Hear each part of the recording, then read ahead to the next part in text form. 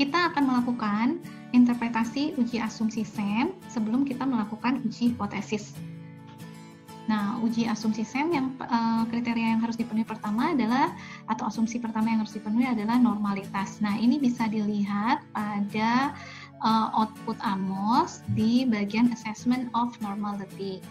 Nah, pada waktu di kelas statistika bisnis kita pernah melakukan normalitas menggunakan rasio squamous dan kurtosis ya. Nah, tampilan di sini juga sama ya. Kita lihat di sini rasionya masih ada variabel yang rasionya data ya. Di sini misalnya ini nih, trendiness ya, melebihi dari ketentuan batas kritis normal ya, min 2 sampai 2. Ini ada di min 2,2, ada yang min 3 dan seterusnya ya. Sehingga diasumsikan kalau berdasarkan squamous dan kurtosis ini ada data yang tidak normal ya. Maka untuk dilakukan pengujian berikutnya kita lakukan dengan uji outlier. Kita ingin melihat apakah ada data yang outlier sehingga menyebabkan tadi indikasi tidak tercapainya normalitas ya. Nah, uji ini kita bisa lakukan dengan Mahalanobis ya, dengan tingkat ini ya, P-nya di sini. Nanti kita lihat tabel ya. Kemudian chi-square-nya adalah ini ya. Chi-square tabelnya 47,685. Dapat diperoleh dari mana? Dari chi-square tabel ya. Kita lihat hasilnya di sini.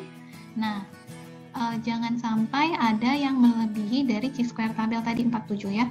Ini kan sudah diurutkan nih berdasarkan yang paling besar. Kita lihat nilai yang paling besarnya adalah 44, berarti tidak ada yang lebih besar dari 47. Jadi dapat kita asumsikan bahwa tidak terdapat outlier dan normalitas berikutnya kita lihat di sini. Ada lagi output yang perlu kita lihat ya. Ini probability level di sini nih. Nanti interpretasi ada di slide berikutnya ya. Dan kita lihat model fit ya, klik model fit di AMOS ya. Nanti keluar hasilnya seperti ini. Mana saja dari angka-angka ini yang akan kita pakai? Beberapa di antaranya adalah angka ini, ini. Nanti kita lihat interpretasi di slide berikutnya ya. Kita lihat hasilnya. Nah, ini dia ya.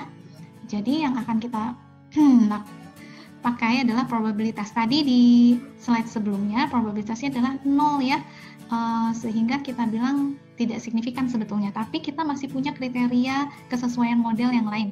Misalnya ini norm chi-square ya, norm chi-square yang kita punya 2,408 masih termasuk di kriteria good fit ya, di antara 2 sampai 5 nih ya. Kemudian RMSEA ya yang kita punya adalah 0,05, masih memenuhi syarat ya di sini sehingga kita masuk kriteria good fit. Terus GFI good fit-nya itu lebih besar dari 0,9. Kita punya 0,88 sehingga termasuk fit ya.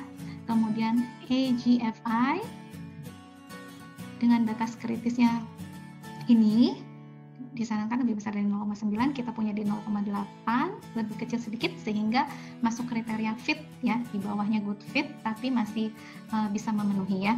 Kemudian nilai NFI juga sama fit, sisanya yang lain good fit ya, bisa kita lihat di sini fit sehingga sebenarnya hanya satu kriteria ya yang tidak terpenuhi yaitu yang ini ya.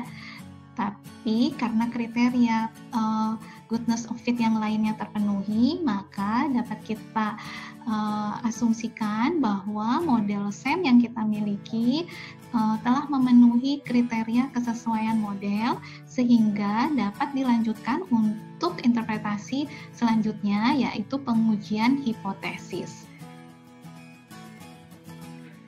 Demikian uji kesesuaian model untuk SAM.